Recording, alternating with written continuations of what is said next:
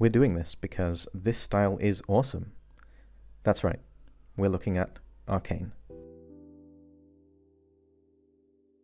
All the characters form very distinct silhouettes. If you look at the outline here for Jinx, I think you can still tell that it's Jinx even if you take away all of the detail. So if you saw this silhouette in a lineup of the other silhouettes of the Arcane characters, you'd still know which one was Jinx and which one was Vi and which one was Vander, because they focus in this style on making very clear and readable character design silhouettes. There are certain things that just stand out as Jinx. For example, that fairly slim build, and then this hook here. I think this is really important up here, this hook, which defines that this thing here.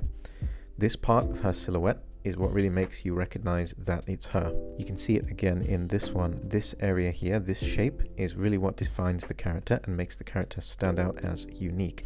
And even if we were to just focus on the silhouette, you can still tell that it's her just because of the presence of that one shape. Of course, she's not the only character that has this. You've got Mel, who has this very obvious shape of the braids, which no other character has, and she has these earrings, which again, nobody else has. And those form not just details inside the character, but they form part of the outline of the character, which sets them apart in a very clear and distinct way. Look at those huge collars on Silco's jacket. Jace's character design, by contrast, everything is very neat, very square. Nothing falls out of place. These differences apply not just in the faces, but also in the bodies of the characters. Look at that very slender figure of Jinx, and compare that to the much more muscular figure of Vi. Everybody calm down, please. And then look at the way wider figure of Jace. Now, it's pretty tempting if you just focus on characters like Vi and Jinx. It's very tempting to think that this style does the typical large eyes and small nose and small mouth setup in terms of their proportions, but they really don't do that. Yes, it is sort of the case for characters like Jinx, where you do have the bigger eyes and the slightly smaller nose, although it's not as small as other styles that we've looked at. You really don't see those kind of proportions reflected in other characters like Vander, where his nose is the most distinctive part of his face. And again, with Silco, he's got tiny little eyes and a really long nose. Even his ears are quite big too. If you look at Caitlyn, her eyes are slightly exaggerated, but I'd say she's got pretty balanced features. It's not like her nose is particularly small. One of the things that is very different about the proportions in Arcane is the way that they exaggerate the jawline. Most modern art styles focus on this very narrow, or at least soft jawline, whereas in Arcane they're very, very bold and standoutish. I think Victor's is the most obvious example. If you look here, you can actually see where the jawbone is. You can see it in other characters too, like you can see it in Chase here. You can see it on Silco's face, on Vander's face, on Sevica here, and you can see it on Caitlyn. But I don't think that that's really what people think about when they think about Arcane. I think what really comes to mind is this way of rendering. What really makes this art style work is there are a lot of visible brushstrokes, and those brushstrokes follow the form of the face. What do I mean by the form of the face? Compare those Arcane faces to these faces, especially this one here where you can really clearly see all the different planes. This is called an Asaro head, and it identifies all the different shapes that the face is made up of. And you can see here how they're affected by the light as the light source moves around the head. When you look at the Arcane art style, what they're doing is they're leaning into this definition of the planes. When you look at realistic faces, you can make out these planes, but not quite as clearly as you can when you look at the Arcane art style. With Silco, the way we've got the clearly defined nose bridge, and then we've got these two wings of the nose, and we've got these two planes either side of the nose, and of course we've got eye sockets here. We've got this thing here, this is called the keystone, and we've got these planes here on either side of the face. We've got a side plane of the head there. You can see the way that this face is constructed by exaggerating the planes of an Asaro head. Interestingly, that stylistic choice is less pronounced when they draw people of color. So when you look at Mel, for example, you don't see the nose bridge as pronounced. You can still see it, but it's not as pronounced. The cheekbones are overall less pronounced, but again, you can still see them.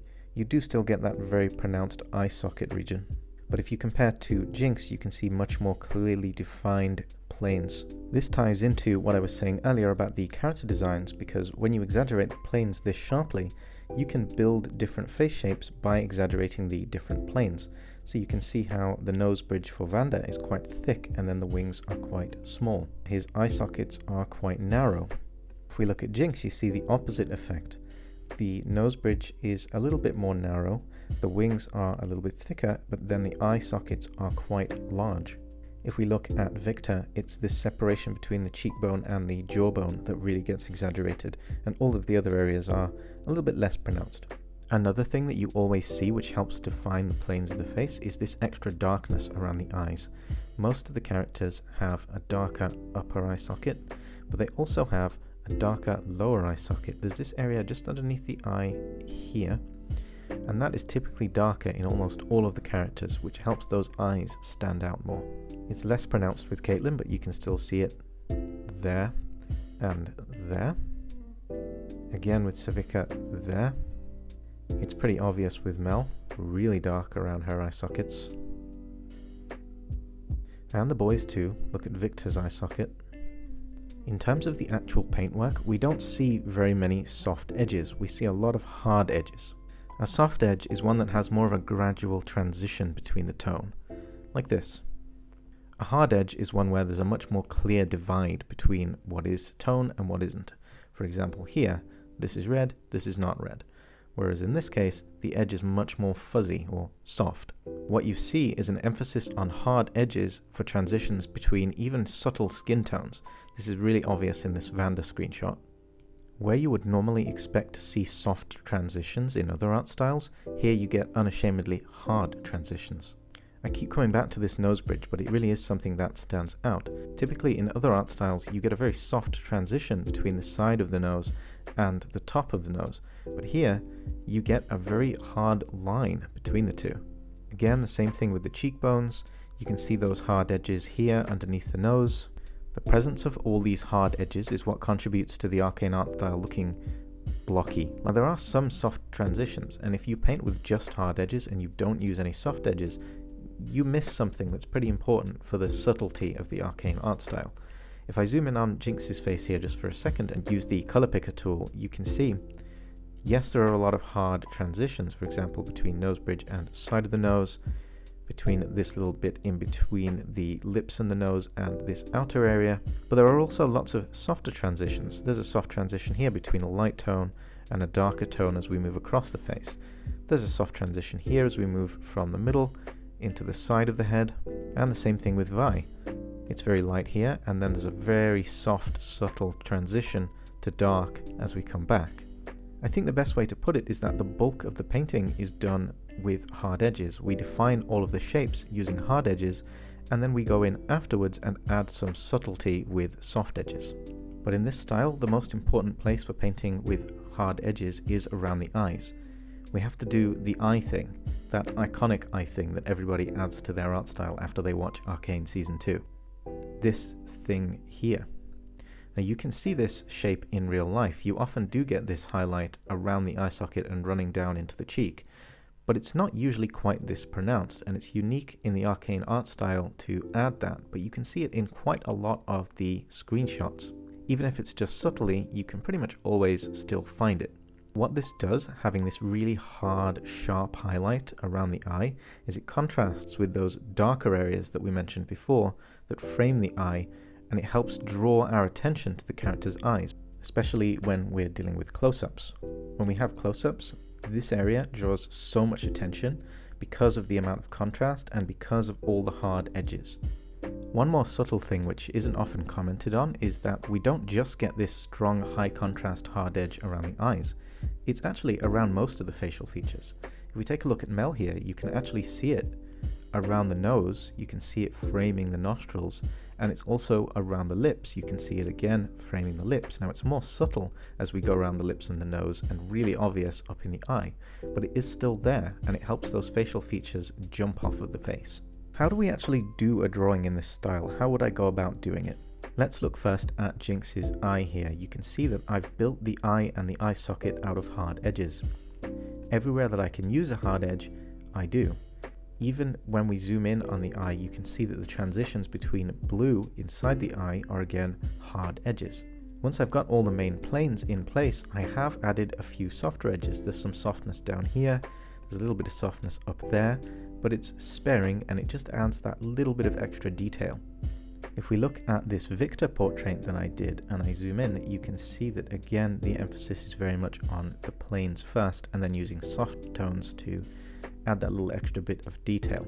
That's especially the case in the hair. You can see that we've got some very strong shapes inside of the hair. We're not painting individual strands, but we sort of painted a bulk silhouette of the hair and then we went in and defined a few key shapes afterwards. This painting of Jinx didn't work. I didn't get the proportions quite right and it just looks a little bit wonky, but if I zoom in you can see it's a good example of certain things in the Arcane art style. Here those highlights around the eyes drawing attention up there, got that same highlight down here around the mouth and in the nose. Another thing that I forgot to mention earlier for the Arcane art style is they often have extra detail in the lips. In a lot of art styles this sort of stuff, all these cracks and wrinkles in the lips, just get smoothed over. But in the Arcane art style, especially when you get close-ups, they show these kind of details. This was my second effort at doing that Jinx drawing. I think it turned out much better. If we look at these two drawings that I did of Vi and Caitlyn, this drawing of Vi, I don't think it worked out exactly the way I wanted, but it is a good example of the way that the silhouette defines the character. If you look at the silhouette of the hair here with all these spikes, this silhouette helps Vi stand out from all the other characters who don't have such a jagged, unruly silhouette. This is my most successful Arcane study, I think. What I really wanted to focus on is the way that I painted the hair. You can see that we're focusing on separating the hair into these chunks, but what we don't want is for the chunks to be too high contrast. You can see that there's quite a low amount of contrast between, for example, this clump here and this clump over here. Yes, there is a difference, but it's quite subtle. I focus on creating quite a few of those low contrast changes between the clumps, and then on top we added, using a soft light layer, these strands over here for detail. But we don't have loads of detail in this area. This was the last study that I did, and this one was hard, but I think it shows just about everything that I spoke about. The darkness around the eyes, the additional highlights which frame the facial features, all of the different hard edges, the emphasis on silhouette and breaking things into large shapes first and adding smaller details afterwards. If we zoom in down here, it also shows you the mix of hard edges and soft transitions. By the way, all of these principles also apply to all of the clothing and accessories in Arcane, so you can see that I've used all of those things when drawing this bangle around the hair. I really just love how unique these faces are. They're so different to a lot of other modern art styles. Also, this is just a bonus thing, but if you have Procreate and you want to paint in the Arcane art style, I find that the best brush to do that with is this one here, the Marker Raw brush. It's a free brush, it comes with Procreate, you can find it in the inking section of the brush library. What you get is this really hard edge that can taper off if you want it to. Like if I ease off on the pen, you can see that it becomes much softer, but it can also be very harsh. It allows you to get all of these hard edges in without it looking too rigid. It also preserves that sort of painterly look which Arcane has, even though you're using very blocky strokes. If you learned something from this Arcane style study, I do other style studies all the time.